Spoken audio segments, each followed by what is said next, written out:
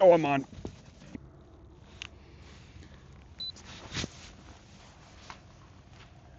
All right, it's Saturday, the 7th.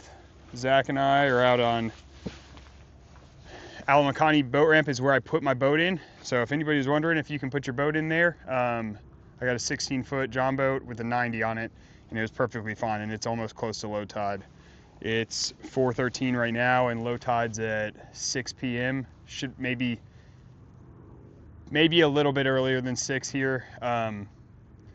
We're gonna try and fish up Simpson's Creek, and then it's gonna get dark, and I brought the gigging stuff, and we're gonna try and gig some of these oyster beds up here, which I've got a bunch of sheep's head before, and we're gonna try that. So I'm gonna be throwing, everybody's talking about the dang NLBNs right now, so I'm throwing an NLBN 3-inch paddle tail. Mine's like brown and gold-ish, whatever. And then Zach is throwing a electric chicken H&H 3-inch paddle tail with a chartreuse DOA jig head. And I'm finally using my new rod. Old reel, but new rod. Still waiting on the new reels to come in from Spain. They're in customs. If you ever order anything from trade-in, yeah, it might be way cheaper, but it ends up taking however long because of the customs stuff. So it's just been sitting in the customs thing. All right, I'm gonna show you guys Zach's lure real quick. Let me see that thing. Water's super clear over here. Might change it up if we don't get any bites on these to something more natural looking, but bright colors usually work no matter what, so we'll see what happens. All right, see you guys in a minute. All right, I downgraded my jig head size to 1/8 ounce. I believe this is an 1/8 ounce. I think the last one was a 1/4, but it could have been something else. Yeah, that looks good. And then Zach's using, the water's really clear, a lot clearer than it usually is. So he's doing a Laguna Glass chartreuse tail. Probably a little bit better for the clear water than the crazy colors. Natural, probably better for clear. I guess we'll see. We haven't caught anything. I haven't seen anything. Not saying there's nothing out here, but super calm, super nice day. Just gotta find some fish. Dudes in the Ginu are hauling it down there.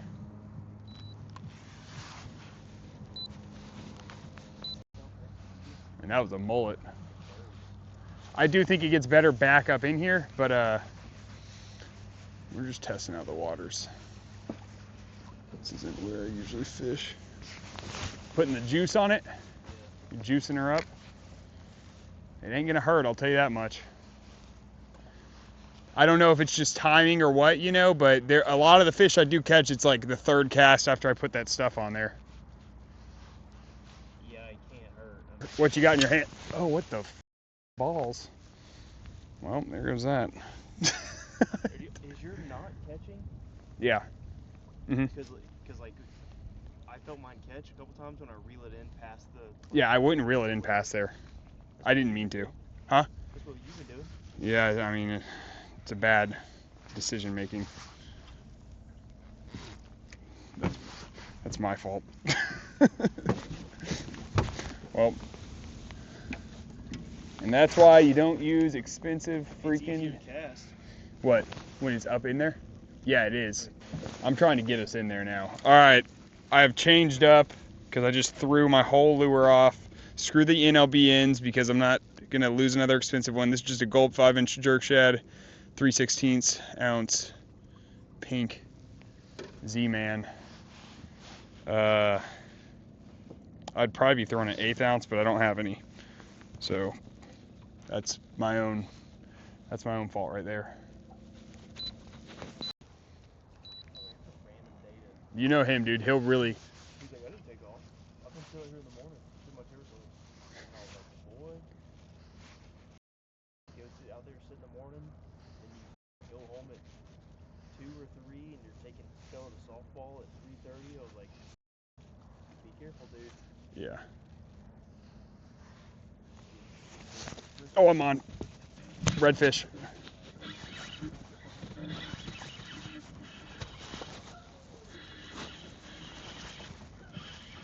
I'm just gonna anchor us up. Oh, he's pretty too.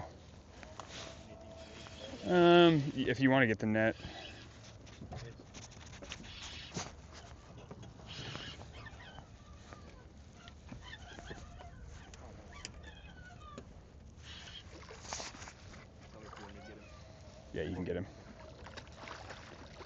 That's like perfect size for a keeper too.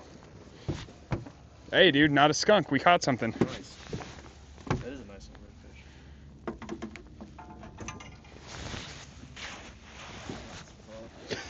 redfish.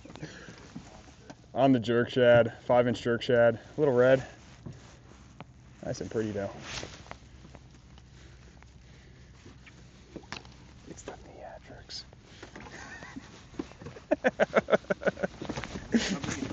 I'm about to measure him. I got a new ruler because I realized that I think that one doesn't really tell you the right size. No way. It's here. I'll put him on this one and then we'll put him on that one. He's 19. I'm gonna keep him. Okay, nice. He's really pretty. Look at the tail Yeah, blue. that's a nice. And he's got 2 spots on one. And then look, so over here, we're showing, he was 19 on that. 17, 18, 19. He's like almost 20 on this one though. Yeah. So I think, It was a little crunched on that one, to be fair, but like I think I like stretched this one out a little bit, putting it down, you know? yeah, Or like something along those lines. that's a better. I mean, yeah, that one, also that one like sits up to the body. The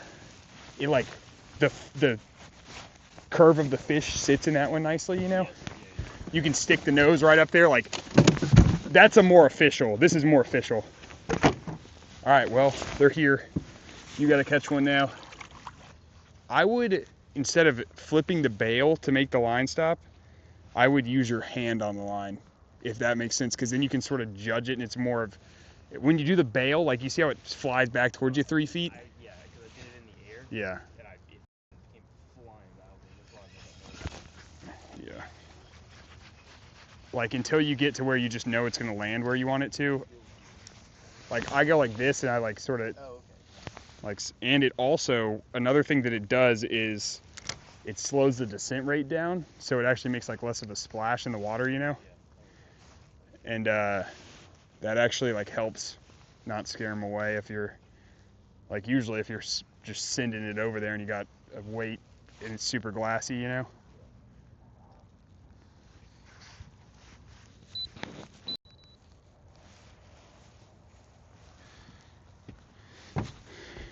All right, and this is sort of the reason why I stopped using gulp.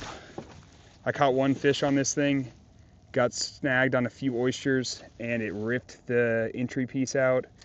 And it's pretty much non-usable now. So basically didn't get anything out of that bait. Z-Man would not have happened to, but I don't have any Z-Man jerk shads right now. So throw on something else. I'll let you guys know what it is in a second whenever I pick.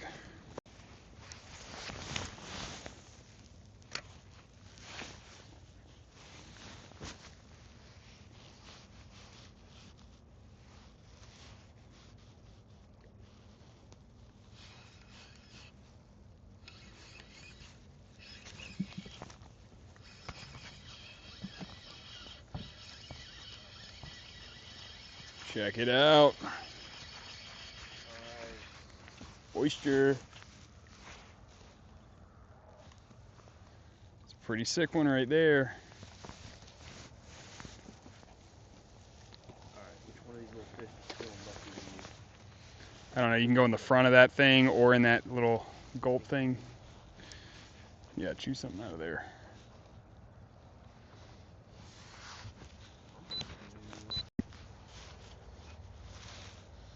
All right, Zach lost his lure, his soft plastic on a oyster bed, so he's changing up to that gulp mullet. I think it's like a 4-inch mullet, gray and white. He's gonna show it to you in the camera before he starts casting and loses it. Did you hear what I said?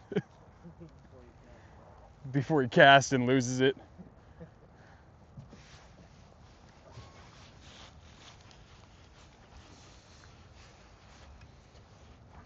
Really shallow right here. Dang, 1 foot.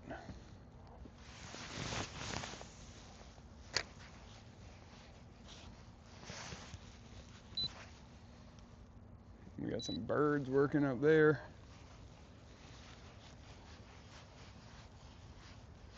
And we're gonna try and get there.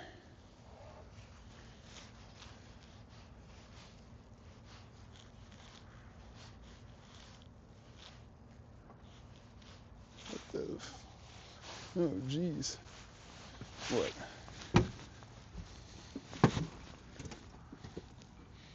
This is it. Something sees that swimming by. It's gonna think, what in the heck is that? And then it's gonna eat it.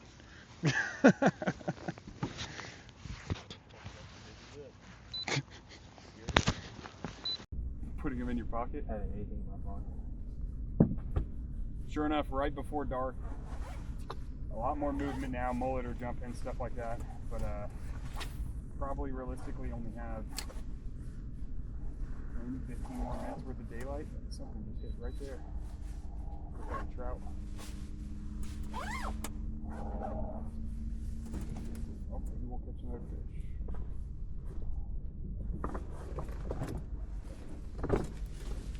Look at the sonar. I wanted, what is it, all that stuff on the bottom? I have no idea.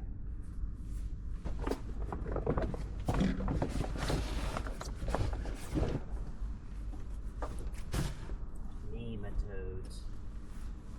That's what you think it is? No. SpongeBob reference. I know what it is.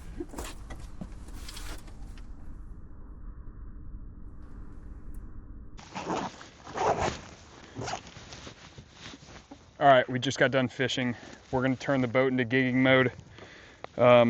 Hopefully this works out. It's been super calm, not a lot of action back here, but maybe the flounder are sitting there waiting to be stabbed and some sheep's head come in with the high tide. So I'm gonna set everything up and then we'll get to it, and hopefully the footage looks good for this too.